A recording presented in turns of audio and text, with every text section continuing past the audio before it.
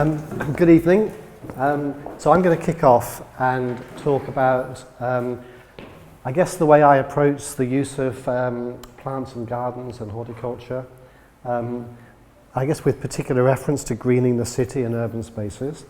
To summarise it, my whole approach is sustainable and ecological landscape design. To put it in less jargonistic terms, low input, high impact landscapes, and I guess that's what I try and achieve. But I wanted to start off by putting up my two catchphrases or slogans, the things I live by. And I'm, by background, a horticulturalist, an ecologist, a scientist, and I work creatively with plants as my medium, I guess. And I use these two, well, they are slogans, and planting design or creative use of plants, vegetation. I do see it as an art form, tuned to nature, which is the way I work. And I really make a point of that because I don't know what you all feel, but there's a tendency to think about gardens and landscapes and planting as being kind of very functional, you know, filling spaces or dividing spaces. People in the landscape world, if you can just grow plants successfully and they live and survive from year to year to year, that's kind of success. But I always try and push it much further than that, that it is an artful pursuit. And I think working with landscapes and gardens, and particularly vegetation, is artful. And I think it kind of stands up there with painting or with music or with sculpture or whatever. Of course, the difficulty is that when you're working with plants and ecology, you have the time element as well. So these are living dynamic systems. So you have to not only think about how it looks and how it works when you start, but how it's going to be 5, 10, 20, 30, maybe 40 or 50 or 100 or 200 years ahead. When I say it's an art form, I don't really mean it's about aesthetics or about how it looks. I think it's much deeper than that. And that's what I really want to try and bring out. I think it's an art form because if it's used effectively, it can provoke the deepest and the strongest emotions in people. And I guess that's how I would define art. I mean, most of you would be able to define art much better than I can. But I think to some extent art is something which is made or created and provokes an emotional response in people. And I think that's how we can see the use of greening and vegetation in cities. But my second catchphrase almost goes against that, because I think a lot of use of plants in gardens and landscape is often seen as a very decorative thing, a very cosmetic thing. You know, it's pretty. There's an architectural phrase that the landscape softens the buildings, which is kind of quite a negative way to think about it. And I think because gardening is the biggest leisure activity in the UK by far, virtually everybody has a go at it at some point, it's often not taken seriously. It's kind of a little bit frivolous, perhaps, or it's not that serious. I take the opposite view. I think the use of vegetation and the creation of parks and gardens and other types of landscape is now one of the most serious things we can do. In fact, it's deadly serious because it's what we have to do to tackle the huge challenges that we face. The challenges of climate change, which we're living through already, and increasing urbanization, loss of biodiversity, depletion of natural resources, and all of the problems which were associated with these are kind of magnified in cities, and particularly in high-density cities. So the dominance by hard surfaces, when we have rainstorms, of course, that all sheds the water, and we're getting more intensive storms. Where does all that water go off these hard surfaces?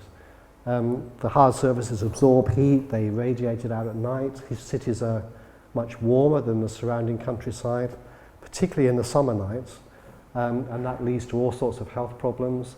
We have polluted air, polluted water, and a lot of health and well-being issues associated perhaps with complete lack of contact with nature or green in cities. So I take the view very much that if we want to kind of meet these challenges, we need to get as much green and soils and nature back into our cities as possible, so that we can have this layer of soil and green to soak up the storm water, to dampen down those temperatures, to create pleasant microclimates.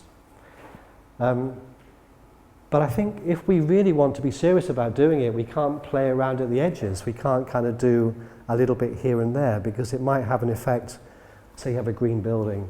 That building might be great, and it might be great for the people who are in that building, but what about everything else that's around it? So I think really to take this whole approach seriously, we need to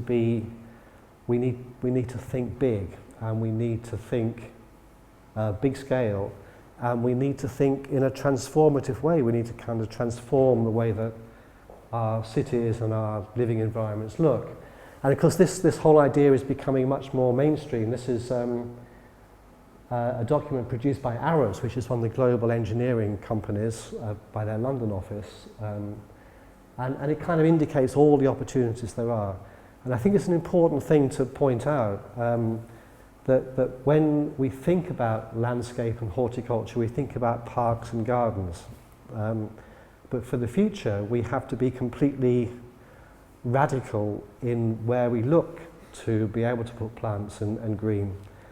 Because there might not be space on the ground to make large areas of new parks or gardens, so we have to think about the rooftops and the walls. We have to think about the streets and the pavements, the car parks, the business parks, all these places that you would think would be the last place you'd want to grow plants can be the most exciting opportunities for the future. Some of you might be kind of aware that the urban greening movement, the sort of urban ecology movement, has been going strong in this country for 50 years at least. And it's kind of not mainstream. It's not something you see everywhere. So what I'm going to suggest to you really with some of the images I show is that we need to rethink the way we approach urban greening.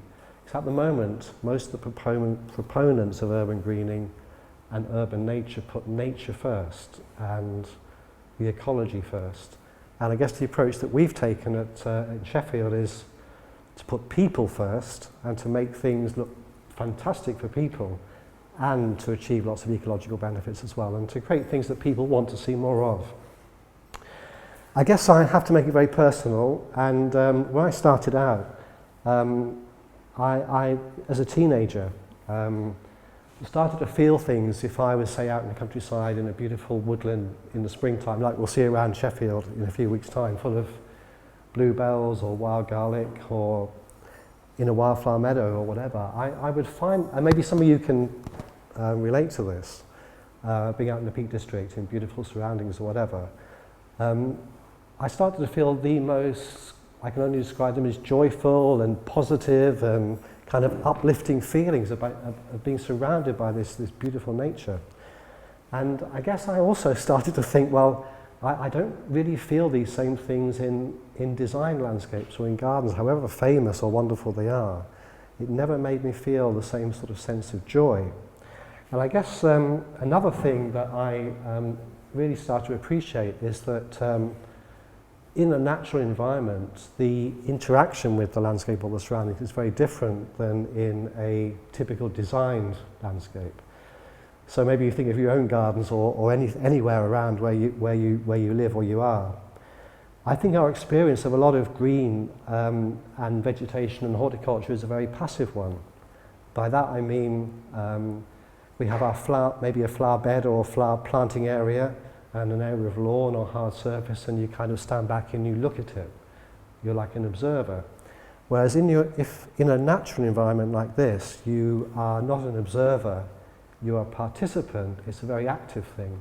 You're an actor in that whole experience because you're surrounded by it. And it's not just what you see, it's what you can smell. I mean, if you imagine this wild garlic here, being in the middle of that, you can imagine the smell coming off that, covered in insects and the sounds and the taste and everything. It's a completely active and immersive experience, and that's something which I've really taken with me.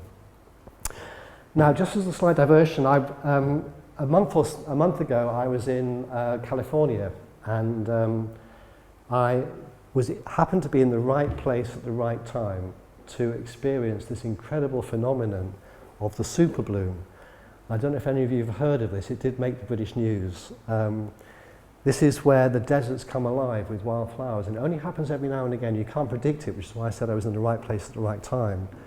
Yeah, you have to have a combination of a lot of winter rain and warm spring temperatures, and that encourages all the wildflowers to grow in the deserts before the summer heat and dry comes on.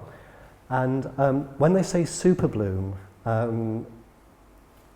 you can imagine, we were just talking, everything in American is bigger than we have here. And it really wasn't just a super bloom, it was a mega bloom, and whole mountains change in colour. So there's an electricity pylon there, and we were driving around to see these places, and you could see them from 50 miles away, mountain ranges, bright orange against the horizon. And it's a very transient thing, so probably now it's coming to an end and it will be very dry and brown and so on, but the colours and the combinations are amazing, and of course it has attracted a huge amount of attention, and crowds, hundreds of thousands of people are flocking out there to see it. In fact, there's a track going through there, you can see the people walking through it. In fact, they had to close this off because of the pressure of people. There was a motorway or an interstate running by it, and people were parking up across the interstate and just causing log jams all the way back. And it's actually provoked a huge amount of criticism because it's an Instagram effect, you know, a lot of young people going out to be amongst the flowers and to kind of experience this and to be in amongst them and to have their photographs taken, kind of almost swimming in these flowers. And of course people say, well, this is a very bad thing to happen because it's causing a huge amount of damage, and all these people, they don't really care about nature, they just want to get their photo taken and put it onto social media. But the fact there are hundreds of thousands of people going out there every day, and the majority of them are young people, to me it's a hugely positive thing. I mean, it's something that I would want to tap into and say, well, this is a really incredible thing for the future. The reason that I went to see this, or happened to be there and see it, is that I suppose I've spent my career trying to create the super bloom experience in the UK through the use of urban meadows in places that people live, work and use as part of the everyday. And I think a lot of what I do, I've come to realise through a lot of self-analysis, is in a way to try and recreate those feelings of joy and uplift that I myself experienced when I was young, to provide or create those in what I do. And I really do think this is where the artfulness comes in, because I believe, and it's a controversial thing, that everybody has an inbuilt deep connection to the wild. Even if you've never ever been anywhere near the wild, or you've grown up in the middle of a city and never experienced it, it's in there. And the reason, of course, for that is that we're all animals, and we evolved over hundreds of thousands or millions of years in a natural environment. And we've only been living in cities as an animal properly for 200 or 300 years. And in terms of our evolution, that's just a little tiny grain of sand.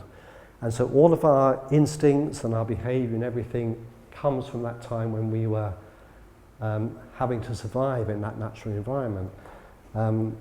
And the city environment is completely and utterly unnatural to us. And that's part of the reason why we have such big levels of ill health and all sorts of things associated with that.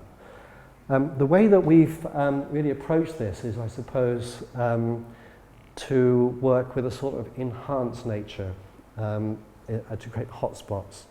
And I think what that does is to push the buttons. It's kind of pushing people further to unlock these deep inbuilt emotions. You have to push at it to unlock those. And I think the reason I like this image here is because I think the feelings are quite childlike, and they're feelings which are buried in us, and we do have to unlock them and open them up. I did used to spend a lot of time lurking around in Sheffield parks and places, seeing how people use them, and of course that's a bit of a dodgy thing to do now. So This is a picture that was taken by a garden photographer friend of mine, Jane Sabir, and I invited her over, it's about 5 years ago now. I remember it really well. It was August the 16th, and about 6 o'clock at this time of the day, she came to the station. We drove around some of our meadow sites in Sheffield. She just took photos of what was going on. It was totally spontaneous. And lots of kids playing and then picking the flowers, doing all sorts of things. And I think that's a hugely positive thing, this interaction with the landscape. And so these urban meadows which we created really first found their place in Sheffield on derelict sites, abandoned sites, vacant sites, sites awaiting development. So they're a temporary thing. This is in Norfolk Park, where there was formerly tar blocks which came down, again 7 or 8 years ago. The space is all built upon now, but we filled it with these urban meadows. And it really got to the point where speaking to a lot of local people around these places, it was almost what was expected. If you knock down buildings, then these flowers come up. And of course it was not really the case. This is all created. But these urban meadows, or enhanced nature, has really taken off now, and if you want to have a go, it's not too late. These types of seed mixes, they're available commercially, and they're easy. They're a result of a lot of research at the university to kind of make fail-safe meadow mixtures. But it doesn't have to be full of colour and flowers. That same immersive experience can be done with textures and forms, but a lot of it is about repetition and rhythm within the landscape to really almost overwhelm people. And I mentioned this at the end, this project I've been working on for 5 years now at the Barbican in London, creating a very natural experience in the most hard of urban environments. So I do think that this kind of artful ecology is what I would call it, has the potential to speak deeply to people because of this innate connection that we have. And it is interesting as well that in cities that we have the possibility to give that contact with nature, which is perhaps disappeared or disappearing in a large extent from the countryside. And maybe in the future this is where people will get the contact with meadows and that natural experience, because it is not available outside of the city. I think what struck me when I was doing this, I worked with the Sheffield City Council, and they gave me 10 parks to play around with when I first started out. This is Concord Park, where actually the City Council ploughed up almost a field size areas of short grass and said, have a go with the meadows here. And when I first started doing this, I thought that these really wouldn't survive. They'd be flattened, they'd be damaged. But you can see here, this is a well-used path, that these meadows really, that the edges are pristine. And we do get damage, we get dogs running through and kids riding bikes and so on. But it's kind of a desire line effect. You know, when you get a track through, that people stick to that track rather than just flattening the whole thing. And people do become really attached to this. It's a magnetic kind of interaction. It's like that super bloom experience. It's like nothing else I've ever seen in any other sort of landscape or garden setting. The way we work is to create what we call designed plant communities. So they're combinations of plants that kind of work together, almost self-sustaining, because they have the properties of ecological systems. But they're not trying to recreate something you'd find in the countryside. They're designed for their visual effect. Technically, because I work a lot with architects and with engineers and want to kind of get away from the gardening association, I kind of call them new vegetation layers for kind of architectural engineered systems, because that kind of fits with the language rather than saying that these are meadows or gardens. This is the first project I did 15 years ago now. It's a roof garden, which I guess pulled together a lot of the principles that I might work with, and it's the artist's impression of this roof garden, which is still there. And it's an accessible roof to all the people working in this building. It's a business startup unit or building, and that's the actual roof space. But this is how it looks, and this is planted up. This is the second year after planting, and there's no irrigation, no watering to this whatsoever. And when I talk about low input landscapes, that's what I mean really, but high impact, creating beautiful plantings or greening that doesn't need watering, that doesn't need fertilizers, that doesn't need chemicals putting onto it, that doesn't need a huge amount of time and energy to be spent looking after it. It's not no maintenance, but it's low maintenance. And I guess this sense of kind of repetition of the same groupings or colours or forms throughout is part of the aesthetics. My colleague James Hitcham and myself were really lucky to be invited to be the main planting design and horticulture consultants for the Olympic Park in London. And I guess we brought these ideas to on a big scale. And this is an image from the Olympic Park. And I guess when we thought about this, we tried to turn the idea of what a park or green space might be on its head, to get away from this idea of lawns and then flower beds. With the Olympic Park, it's mostly meadows and wetlands and woodlands with islands of lawns, and it's kind of this immersive experience for people to be surrounded by this a very natural field. But again, the kind of super bloom effect from seeded meadows, and very interesting because these pictures are from 2012, and it's exactly the same phenomenon as those Instagram images from California. As soon as people see this is a trackway in from a car park. People are out there with cameras, and people want to be in amongst this. And there's a guy there, if you can see, he's in the middle of it having his photo taken. There's a girl down in there, almost submerged in it. And it is this kind of, again, I can't describe it any other than magnetic need. And I think what's interesting for me is that this all originated in Sheffield. So we started out with little research trials to see how this would work. I took it out into Sheffield parks with some of the ones I've just shown you. Got a lot of TV, media exposure, and we were then invited to take these things onto a big scale at the Olympic Park, but they all originated here in Sheffield. So just to finish off with, I guess another couple of one Sheffield project, which some of you might have seen. The Great to Green scheme in Sheffield is the UK's largest water-sensitive design scheme. That means it's a scheme, a landscape scheme, designed to soak up stormwater runoff in heavy storms. And this is the West Bar before this was implemented. Here's an image here which we produced in the Landscape Architecture School, showing the structure which takes the water off the surfaces and absorbs it. I guess the point is that it's richly planted with a kind of a planting which you'd be hard to find in even the most special of gardens, and yet we're able to do that on a Sheffield Street because it's having a very strong environmental impact. The transformation is incredible. This is the same view before and as it is now. And what's amazing is how quickly people seem to be happy with this. It kind of, although it's really unusual to have this kind of wildness in the middle of a city, it seems to bed in really, really quickly. It's very, very popular. We've done lots of survey work.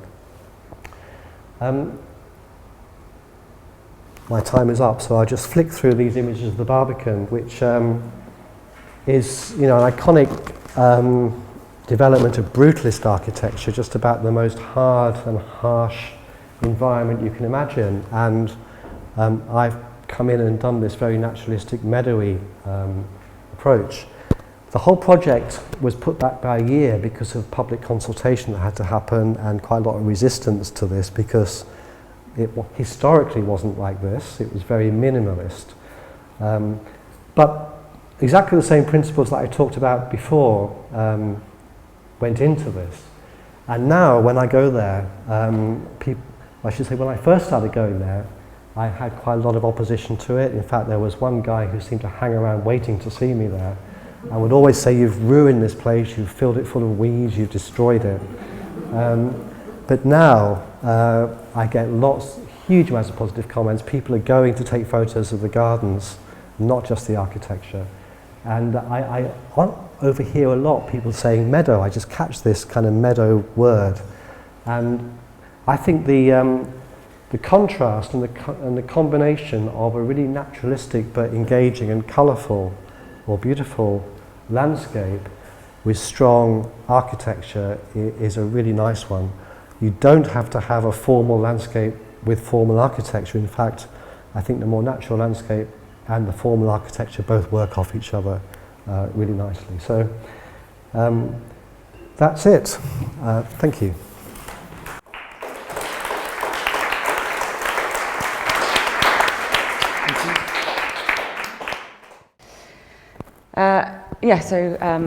As Greg mentioned, my name's Anna. I'm an architect at Interrobang.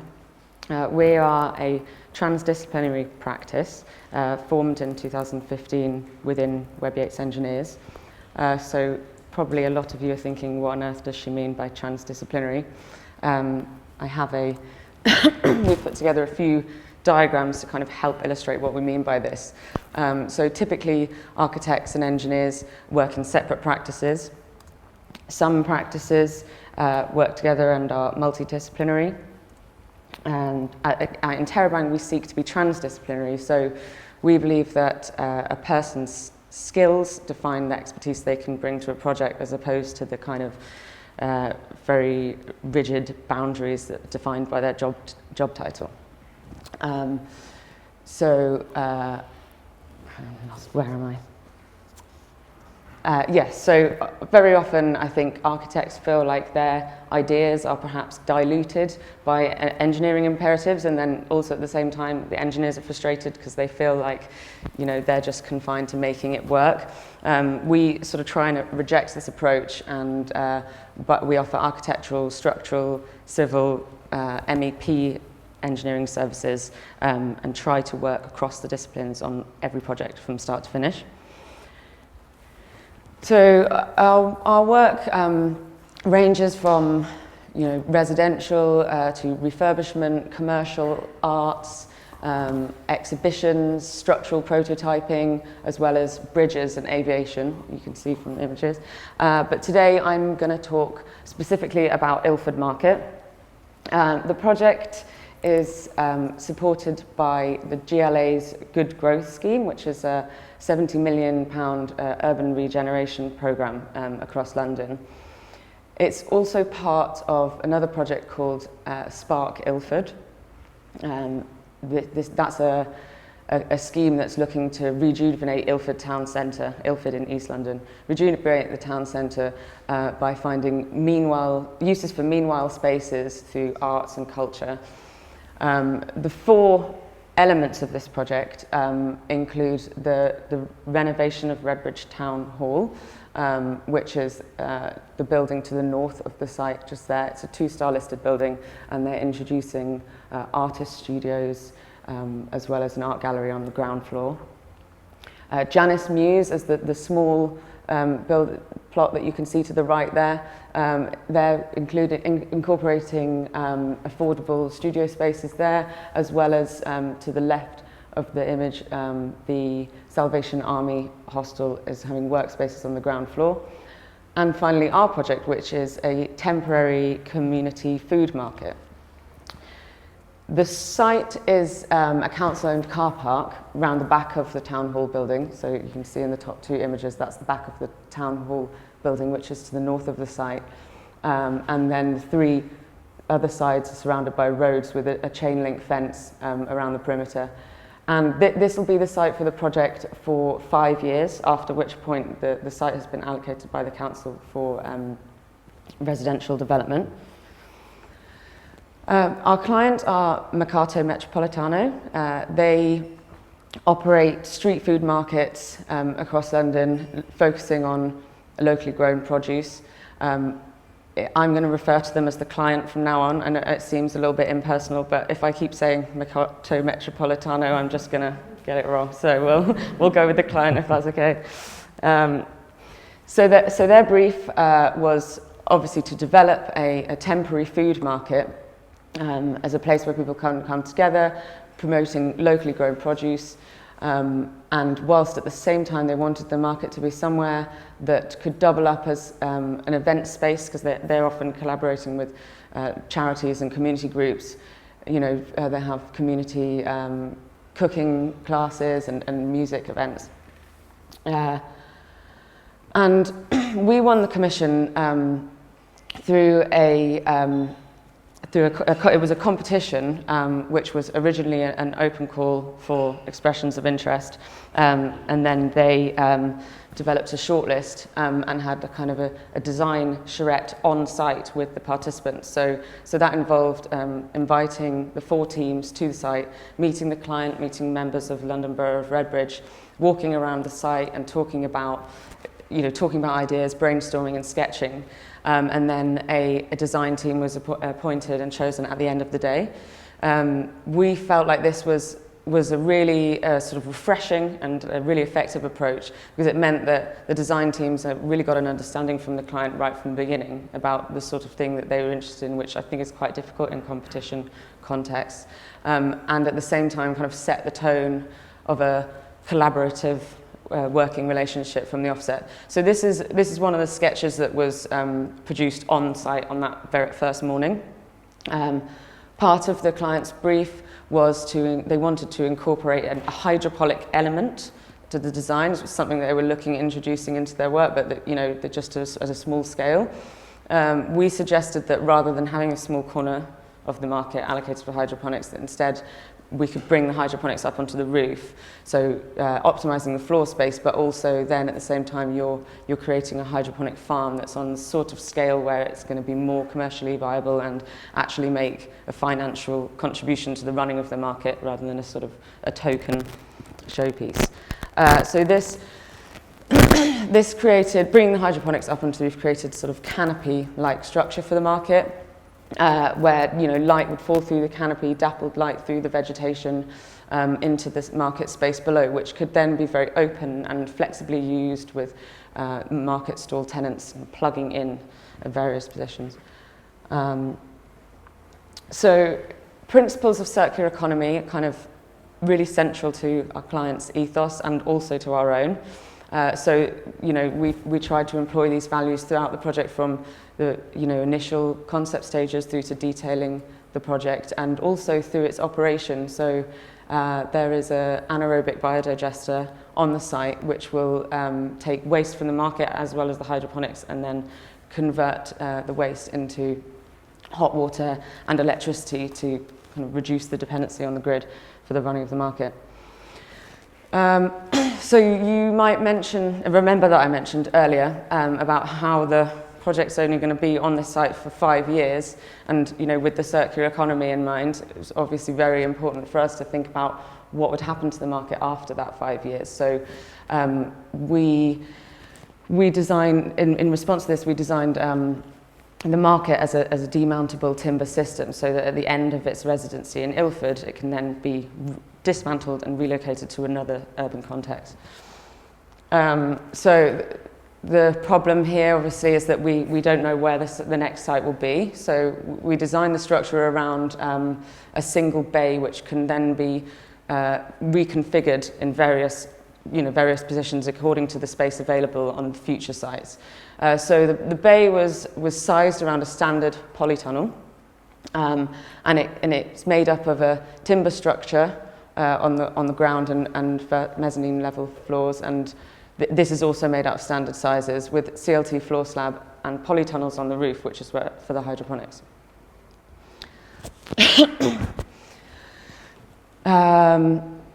So the other thing that we felt was important with the temporary market that's going to be moved on was that we wanted to design the structure without any underground foundations. So obviously this is quite unconventional and an interesting challenge.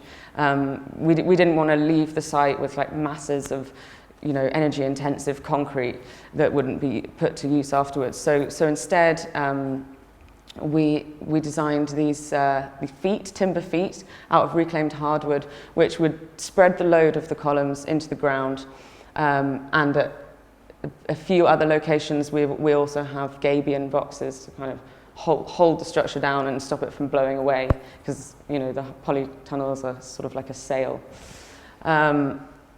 Another challenge here was that the ground of the car park is quite undulating, so there's a 1,200 millimeter difference in height from across the car park, and of course we don't know what the future sites will have. So we have designed the feet so that they connect to the columns.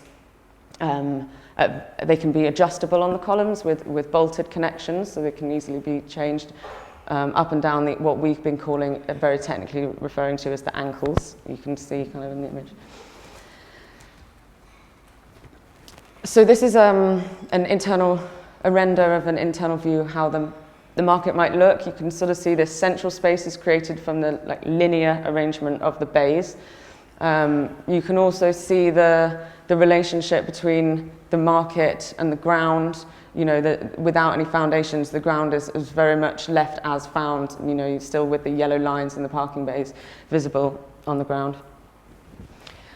So in our site, the market will be configured in an L shape. This gives us, this creates like a secure outdoor area in the centre with entrances at either end. The northern entrance is through the brewery and the east entrance through the cafe.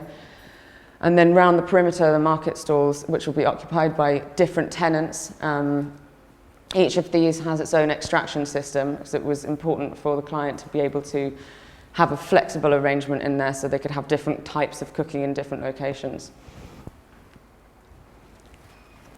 On the mezzanine level, we have a multi-purpose space above the cafe and storage for the tenants to one side, so you have a void above the main market space, allowing light into the market. And the hydroponics level, which is predominantly accessed by staff, but the client also will run educational tours and invite schools up to see how the hydroponics work. And this is an external view of the market. It's going to be clad at ground floor with timber panels about 600 mil wide. These are going to be screen printed with illustrations that the clients developed, kind of communicating their message of locally grown produce. This is around the perimeter of the site, so kind of we think it's quite nice to replace that chain link fence that was there before with this natural crafted material. And then at first floor level, we have polycarbonate cladding allowing light into the space and the hydroponics above. And obviously you can see the ductwork there, which is, I was mentioning earlier, which we feel like it's nice to celebrate our building services as much as the architecture and the structures. And at night, the market glows and lights up the street.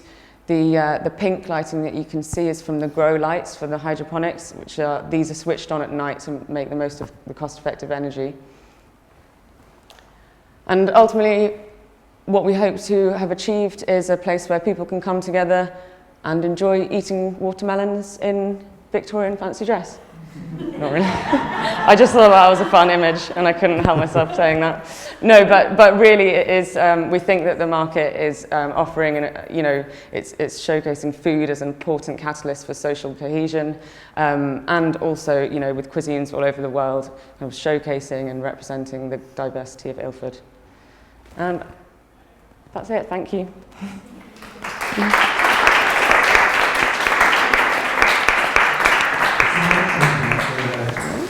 Gentle question. But I was thinking in terms of how Interrobang and Nigel, you sort of designed for different senses of time. Obviously, the community market your project is like a 5-year duration, but then we'll have a different type of impact and outcome. Whereas with like the meadow stuff, some of that's 5 years or like we say 200 years. How do you measure the impact of like a 5-year project versus like a 200-year project without putting too much weight on that question? Yeah, well, I suppose it's kind of drawing back to the circular economy things that I was mentioning earlier. Obviously, this is a 5-year project, but we've tried to take the approach of seeing it as a much larger timescale than that. With the market being movable, but also, you know, the timber itself. When you're designing buildings, it's really important to think about the longevity and the materials that you're selecting, how they're going to perform after time. So the timber itself is treated because it's externally used, and although it's only 5-year use, will be up to 15 years, at which point it will need to be treated again. But you know, I think it's really important to think about whether your project is going to be short-term and therefore can be recycled, or you know, biodegradable materials like timber, embodied carbon, or whether it's you know, perhaps reusing old fabric from a you know, a historic building and keeping the building alive longer than it was originally intended. Oh, you need that. Sorry. Interesting that the some of those meadows I showed were temporary projects, so they're pop-ups really. Kind of meanwhile, we call them green wild projects. They're kind of meanwhile uses for sites, and I think that maybe is an important distinction with a lot of urban projects, that they are not there forever because you have development pressures and turnover.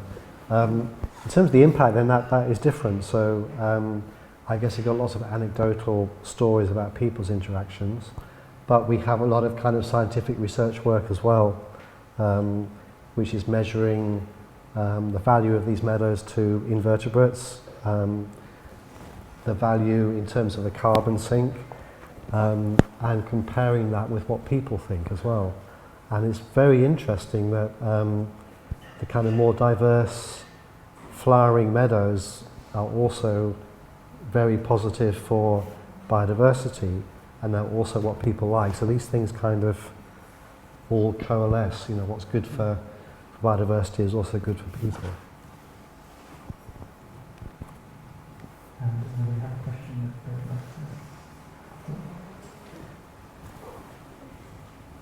Hi, thanks. They were really good presentations, really lovely projects. I know that you both picked up on green wild projects as the kind of focus of what we talked about. I just wondered if you could say something about how you think that would translate into a long-term greening strategy that was maybe not just on green wild uses. Well, I think that the key to that is the diversity of approaches, and the meanwhile uses suit certain types of projects. And I think what's always been, well, just backtrack a little bit about these. I took over from a guy at the university called Oliver Gilbert, and he kind of was a very famous urban ecologist. In fact, he actually was the first person in the UK to recognise the value of urban spaces for their wildlife value. And he coined the phrase for urban wasteland sites. He called them urban commons, because he saw them as places that hadn't got rules or regulations around them, but people could kind of use them, that wildlife could use them. But he always saw them as temporary sites. He saw them as very dynamic, but they would kind of move around the city over time. And that always attracted me as a really nice idea, that they kind of got a life of their own, and they followed economic booms and busts as well. You had more of them in recessions.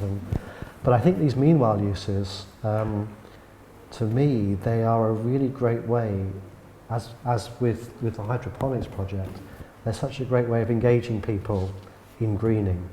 And they may not be what you can do everywhere on a large scale, but they're a great way to engage with people to get these ideas accepted. So I think they're an important part of a bigger greening strategy, which has to include more permanent sites. And then I think you have all sorts of questions about resourcing that and maintenance, you know, when you start to think about longer term strategies. But yeah, I would say a diversity of approaches is the key. Thank you. Yeah, I definitely agree. I think that the thing about the sort of transiency of these kinds of, well, meanwhile spaces, but sort of any public spaces really. I mean, we were talking before about when you're developing landscape architecture project, and obviously the plants, living organisms in themselves, and you know they can grow in any kind of way, and maybe you can't always anticipate that. But I think it's obviously with architecture projects, you're designing a physical thing, which hopefully, if you've done your engineering, won't move in ways that you don't expect. But you know, the people who occupy it do. So I think places that can be adaptable, even buildings that are going to be envisaged to be on the site for much longer, sort of 50 to 100 years. I think it's still really important to think about how those buildings can adapt to social changes that also happen, and you know the needs of the people in that community. Just in relation to all the pretty flowers, do we still need insects? We've got rid of about 83% of the German research, and we'll get rid of the rest pretty soon. Do we need them for pollination, or can they all go like let you go first. Well, that's where the pretty flowers. This is where I was kind of saying earlier on that the common viewpoint about pretty flowers and so on hides a much more serious message that this is all doing. That the flowers and the diversity of vegetation is the foundation for everything else that comes on top. So the insects need that diversity of vegetation to survive, and you know, you could argue that one of the reasons that there's this big decline is because we've lost that diversity in the countryside. And in fact, you know, cities are becoming increasingly important for insects now, and you might know that urban honey is kind of the best there is because of the diversity of pollen or nectar sources that bees can get in cities. So the pretty flowers thing actually is a really important foundation platform upon which everything else rests, and you have to have that. Sorry, your question actually just reminded me of something I was wanting to ask you about, the pretty flowers, and you talking about landscape architecture maybe not always being taken seriously because of the fact that it's such an accessible thing. Everybody likes to garden, when actually, you know, there's quite major things to do with sustainability and health that landscape architecture contributes towards. I just sort of wondered how you try and move the associations away from that in your work. It's a really good question, and it's a really interesting question because I don't want to get too bogged down in landscape architecture, but landscape architects in this country, and I think in many other countries, have done their very best to dissociate themselves with gardening. So if any of you know anything about landscape architecture, it's a very typical thing. It's a bit of a cliche that most landscape architects know very few plants, and they know 10 plants and they use them all the time. And it's also, it's almost something that a lot of landscape architects I think are almost shy of being proud of. That, you know, use of vegetation and ecology and living systems is what they're all about because of this association with gardening. And we're big on horticulture at Landscape Department in Sheffield. And I always used to be really apologetic about it. Saying, oh, we really do a lot about ecology and plants, but we're really conceptual as well, and you know, we're really creative, artful people. But now if people say to me, well, in Sheffield, you're all about plants and ecology, aren't you? And I say, well, too right we are. Yeah, you know, that's exactly what we're about. And I think that this is why I try and kind of say that the gardening side of things actually isn't, it's a great thing, it's a fun thing, but it's also a really serious thing, because that's what we need, the integration of soils and plants and nature, but to be used in a creative way in built development, and that's kind of applied gardening, I think. Hi there. I'm a member of the Tenants and Residents Association on the Lansdowne estate, which is a high-density council estate, inner city estate in Sheffield, and we're excitedly awaiting the blossoming of our Pictorial Meadow. We've just had one planted, and we're very excited to see what that's going to be like. But the experience of getting that meadow has raised for me a lot of questions about the political economy of urban greening, of who gets to control urban green space, who gets to decide if it's greened and how it's greened, who owns it and who has access to it. And I'd like to hear both of you, if possible, comment on that. Part of the the reason that these issues have come up for me has been that although the land on our estates is ostensibly in public ownership, it's owned by the council, actually getting the meadow as the people who live on that estate hasn't always been easy. Especially when we told the estates department that a wildflower is just a rebranded weed. They really hit the roof when we told them that. But also, and without calling into question the value of what Pictorial Meadows are doing, which I'm thoroughly convinced of, but there are issues, I think, around something that the earlier questioner brought up, which is that these things operate on a sort of subscription model. So you don't buy a meadow and then the meadow is there forevermore. Actually, you have an annual outlay, you buy a new meadow each year. And that means that a new public urban green space could very quickly become a brownfield site again without that constant outlay. So there might be some interesting equity considerations there, and I'd be interested to hear what you have to say. Thank you. The Pictorial Meadows idea, and I showed some early ones there, I found initially to be a very democratic thing, but it also entails all the issues you talked about in that they were top down, that they were kind of made for people by the council or by the housing department. However, they were associated with a lot of regeneration projects in housing estates in Sheffield. The housing stock was really coming to the end of its life, and new housing needed to be built, which meant that largely they went into areas which were not the most wealthy or kind of well-resourced places. And I always thought that was a great thing, because kind of the Pictorial Meadows idea, you know, was a very exciting thing, and it sparked all this international interest. And yet, actually, where it was applied first in Sheffield were in housing estates in really difficult places. And I felt very much that was the place it should be, rather than being in the very well-off and well-to-do parts of Sheffield. But it was kind of given, there you are, this is a meadow. And I kind of hinted at the fact that people kind of thought that's what happened when you demolished houses. There was a lack of understanding. And certainly when I have been in those meadows, you know, lurking, like I said, and speaking to residents around, they've been overjoyed almost to speak to somebody who's been involved with the meadows, because they just kind of appear. I think there are, so that's one part of it, which I think it did start with a very egalitarian kind of, and that's still the case. The political side of things about how do you get these in place is a whole different story. And I think it's tied into the fact, partly, that the value of green, and this is maybe the bigger picture for this evening's discussion, that the value of green and green space and parks and so on is completely and utterly undervalued in this country. And undervalued is an understatement. It is, it's seen as having no value whatsoever. The parks departments and open spaces departments are the first target of budget cuts, and Sheffield has suffered hugely, like many other places.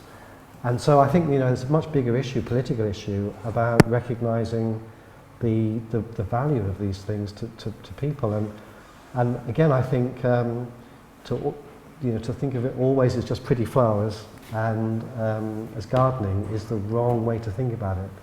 These are fundamental wealth generators, and they are fundamentals of the economy, and in terms of health and well-being, creating these sorts of places, I think, pays for itself endlessly. I'm involved quite a lot with doing therapeutic gardens and hospital gardens, and it's kind of a tragedy to me that no landscape elements are funded by the NHS whatsoever in hospital building. It all has to be fundraised for privately, because these are not seen as essential, but they really should be essential things in hospitals.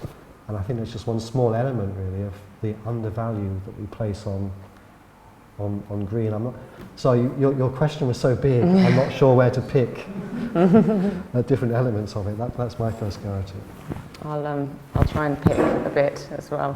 I think you were saying that the estates, it's partly, the meadows partly funded by the council and partly privately funded, but I suppose the difficulty in both cases, like what you're saying about it being undervalued, is that I suppose with any kind of development, there's always, more often than not, there's like an aspect of sort of value engineering that happens maybe after the idea has already been explored, and then bits of it are picked out. You know, it definitely happens with, or in my experience, a lot of the projects that we work on. And I imagine that, if, you know, landscaping and is not always taken as seriously as it should, or perhaps not like given the value that it deserves, and people don't understand how much impact it has on health and the environment, then it's probably an easy one to pick off. You know, so I suppose changing people's perceptions of that is the challenge there. I thought it was quite interesting you were saying about it. It was, you mentioned that you buy into it annually. So it's almost like leasing the meadow for a year, and it sounds like, you know, that isn't working, and it would be better for people to buy into it on the long term. And it kind of made me think of some examples in architecture that are sort of the other way. So, you know, rather than buying, you know, like equipment that within the building, like a lift, for example, on our Ilford project, rather than buying the lift and then what happens after you're done with it, you can lease it from the manufacturer, so that then they will take it back and it will be used another. It's quite an easy way of getting things to be reused. You know, and like investing in the sharing economy in the same way that you're investing in a park. I think the way that people live. A friend of mine told me recently that I think that the average household drill, most people have one, and I think the average one, if it's lucky, is used a maximum of like 10 minutes in its whole life. And you know, you think about the energy that goes into creating that drill, and you think, well, you know, with a block of flats or an estate, maybe it could be considered like a sharing economy, same as the meadow is. So I suppose it's how people think of things. I don't know if I've just gone off on a complete tangent, but your question was quite big too, so. I think you kind of answered my question already. Mine was going to be about how do you get the councils, the people who make decisions, to agree to stuff. And I'm talking as one of the street tree campaigners, where the council have not valued the street trees at all, despite all the scientific evidence. And I just wondered if you've got any advice on how to convince Philistines of the value of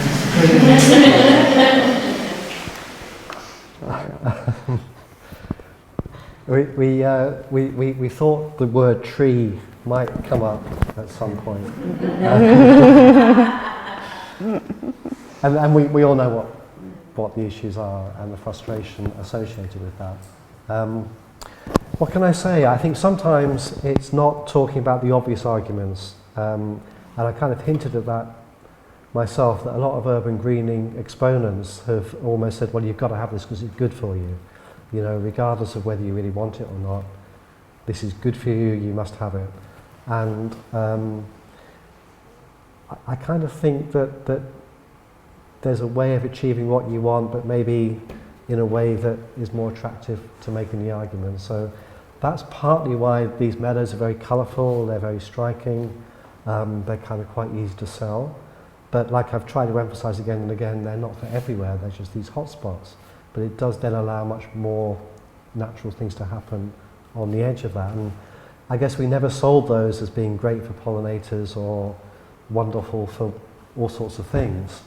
It was, people really loved them, and if you're a politician, I know many examples of where these meadows have been repeatedly done on sites because the local councillors get their photos in the paper standing in front of them, and they look good because of that.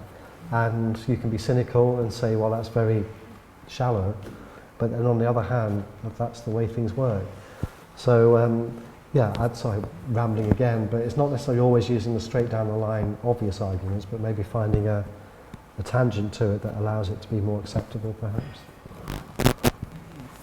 Yeah, I suppose also, you know, changing policy and convincing councillors, I imagine it's quite a slow process. I think, you know, the planning processes that we go through in projects can be quite onerous, and I think if I had a magic piece of advice that would mean that you could communicate all your ideas in a straightforward way and go past the processes, I would be so much better at my job than I am, but I'm afraid I don't have that. Listen with interest that it's always been the councils that you've been connected to. I can understand that from point of view of money. But there are cemeteries, there are different places, there are hospitals, there are a lot of wild areas that haven't been put down, they're just left as shrub areas. So have you thought about moving into, I know they have been done in cemeteries before, in graveyards, but have you thought about moving into those areas? Well, for me, it was really nice having a little talk with you beforehand, because you said you'd followed the development of all of these meadows from the early days right the way through to now. The reason that we've worked with councils on these sorts of sites is that's where the funding is, and that's where the possibilities have been, and a lot with schools, a little bit with hospitals, but I just mentioned about the difficulty with hospitals, that the hospital management structure doesn't see the value of this sort of thing necessarily.